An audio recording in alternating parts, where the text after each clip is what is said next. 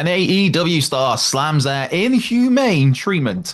Imminent NXT call-ups are on the horizon. Could this faction somehow return to WWE? And a WWE star wants to wrestle Penta El Zero Miedo. Hello and welcome to WhatCulture Wrestler and myself, Andrew Pollard. I hope you're good. I hope you're well. I hope you're having a great possible weekend. My beloved Wrexham got a very scrappy, dogged, I will take it all day long, 3 points, 1-0 win away at Burton yesterday.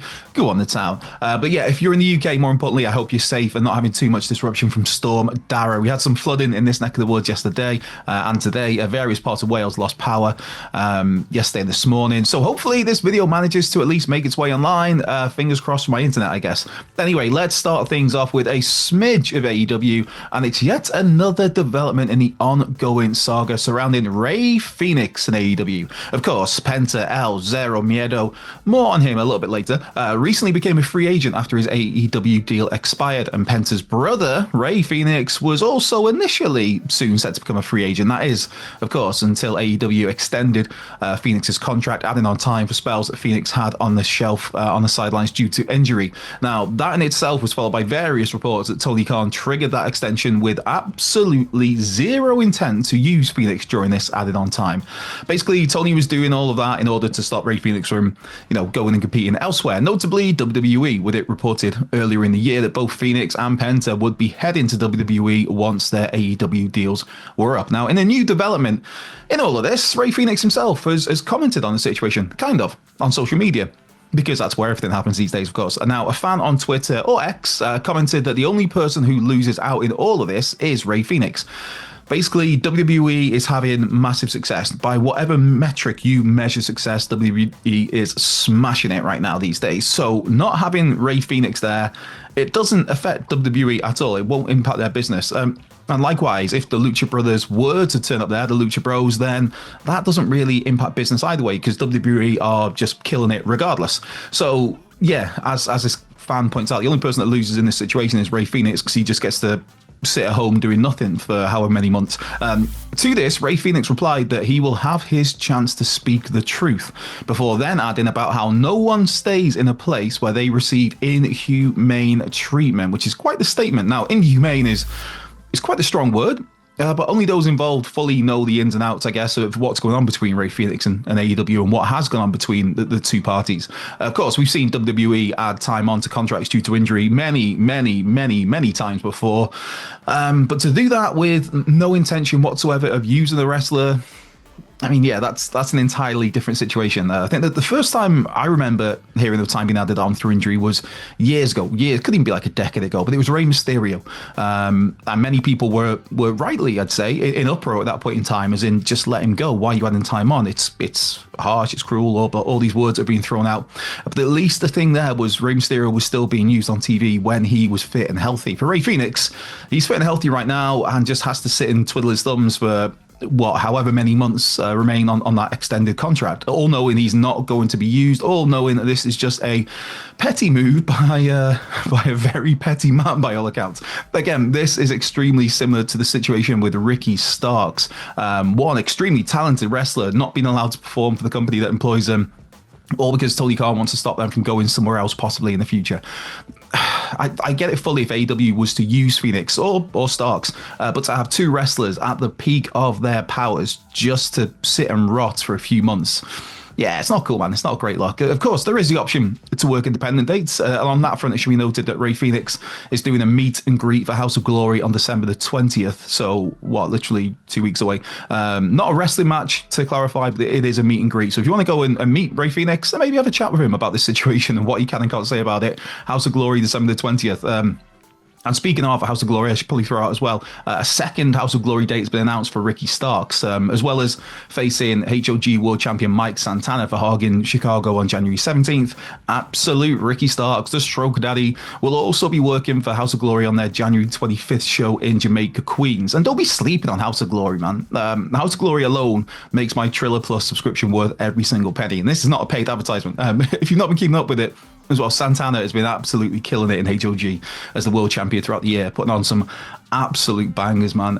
One of the best in the game these days, Mike Santana. Don't be sleeping on Santana. Some of the matches he's had, the Amazing Red, Josh Alexander, Penta, speaking of Penta, Psycho Clown, Dijak, Steve Macklin, Alex Shelley. There was a Revolver crossover show WrestleMania weekend. Most recently as well, Masato Tanaka, the former ECW world champion. That was a name I did not expect to see in House of Glory, but that was a very, very fun match. But yeah, obviously, much like Ricky Starks, Mike Santana is a friend of the channel, sitting down for a chat with us earlier this year. So best of luck to Starks versus Santana next month. That should be absolutely fantastic. I very much look forward to that match. Now, while Ray Phoenix won't be appearing on Raw or SmackDown anytime soon, it appears several NXT names will be making the jump to the main roster in the imminent future. This is a report from PW Insider, who note that NXT call-ups are expected to happen either before the end of the year or in early 2025. Of course, this comes on the heels of SmackDown, where we had it was noted how a transfer window was open for trades between Raw, SmackDown, and NXT. There have been rumblings amongst WWE talent as well for the past month or so that we might even see a proper full-on draft in early next year. Obviously, Raw and SmackDown already have a bunch of talent on their respective rosters, but the switch to Netflix could well bring the need for some fresh faces, I guess you could say, particularly with the rumours that SmackDown could be expanded to 3 hours. So that's an extra hour of TV, for more talent to get showcased, and maybe, you know, again, as part of that is some NXT call-ups. And if we already know that Raw's going back to 3 hours, and yeah, so if Raw and SmackDown are both 3 hours, there's a lot of real estate to play with. And when you look at the NXT roster, I mean, just let us know in the comments, who would you like to see move to Raw or SmackDown?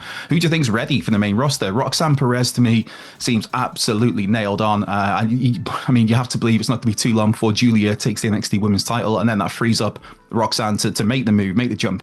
Is it time for Trick Williams to move up? Could you already call up Ethan Page? Now, Ethan Page is somebody that's been with NXT for a cup of coffee, to quote the Macho Man, but he is as polished come. There is every part of Page's game, for me, is ready for that main roster. Could an act like Chase U or, you know, the family, Tony D'Angelo's family, work on Raw or SmackDown?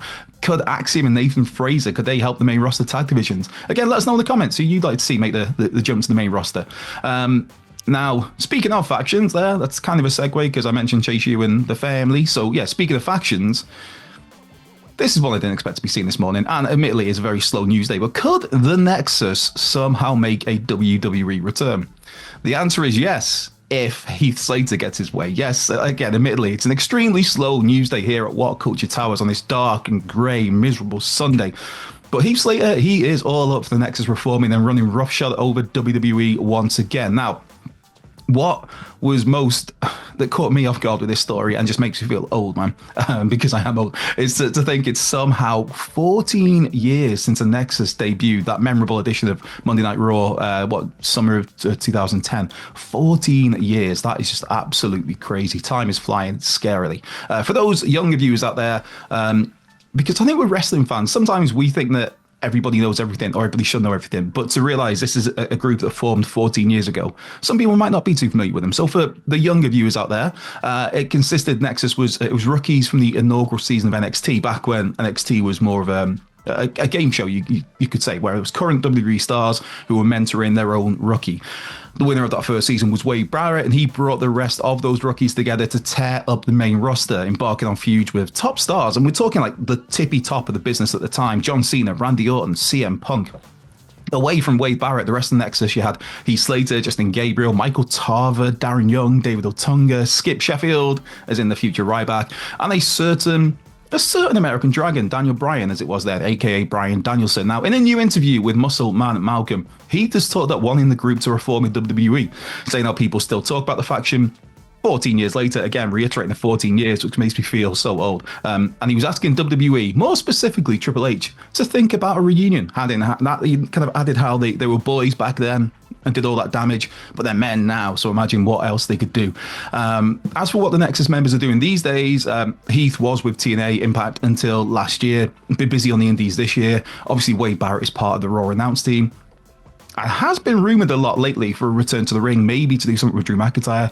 Bryan Danielson, Daniel Bryan, is supposedly due to get neck surgery soon, having been with AEW for the past few years, and now retired from the ring on a full-time basis at least. Justin Gabriel, PJ Black, was doing a bit of Ring of Honor up until the pandemic. Still active on the indies. Also worked the Ring of Honor dark match earlier this year. Darren Young is a really interesting one for me. Fred Rosser has had a really, really fun run with New Japan Strong for the past few years, including a really solid run as Strong Openweight champion, beating Filthy Tom Lawler for that title in a really good match, man, and then lost it. I think he got some like 290 days with it, and then lost it to Kenta. Now, for Michael Tarver, he seems to have been inactive since 2021, having worked the independents and done a few shots with the NWA after his WWE release. In the case of David Otunga, that's a name I've not heard in a long time. He was actually the only person to be constant through all the iterations of Nexus, because there was Nexus, there was a new Nexus, CM Punk's Nexus. There was a lot going on, and Otunga was the one that was there through all of it. Now, from looking online, it appears he's not actually wrestled since his WWE release in 2016. And then there's the big guy, Ryback, or Skip Sheffield. Now, he left WWE in 2016 and was pretty active on the independent scene up until, 2018? And then everything kind of went quiet with Ryback. He does, obviously, he's got his own his stuff he puts out on social media, and his videos and stuff, and his, I believe it's like protein things he does, or fitness, or whatever it is. But yeah, there's always talk of Ryback as him. Could he come back? Would he come back? But yeah, reality is it's what? Geez, man, I guess that can't be right. Like 6 years since he last wrestled. I'll have to have a proper look into that, but that seems weird. Anyway, would you like to see some sort of Nexus return to WWE? As unlikely as that appears. I mean, remember back in 2021, the dark days of 2021, WWE had begun work on a Nexus documentary. They'd interviewed some members of the group. It was Fred Rosser, Darren Young, who kind of revealed that he'd sat down and done some interviews. And then the project was just, one of those many WWE ones where it was just like scrapped midway through. I mean, hey, we got the Vladimir documentary eventually. That was something that was like heavily promoted and then just disappeared and then just quietly put on the network. Maybe we get something with the Nexus. I don't know, man. I don't know. But then one final news story for today, because I need more caffeine. Circling back to Penta El Zero Miedo, and it appears that one WWE star is very, very keen to square off with Penta. That WWE star would be Carmelo Hayes. Melo don't miss. Melo saw a fan tweet that was saying that Carmelo versus Penta would change their existence, which is, again, a very bold statement, but to which the SmackDown star gave a cheeky retweet.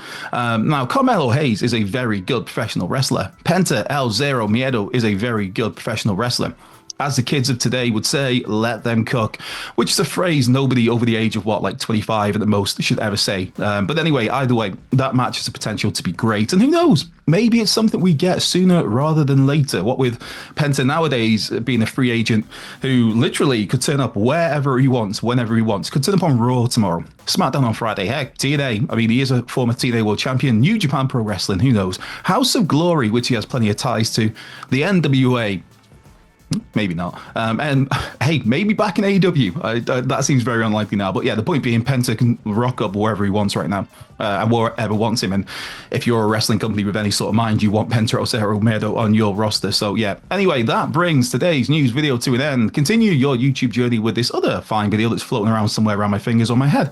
This has been WhatCulture Wrestling. I've been Andrew Pollard. Be well, be safe, and have a great rest of your day. I'll see you next weekend.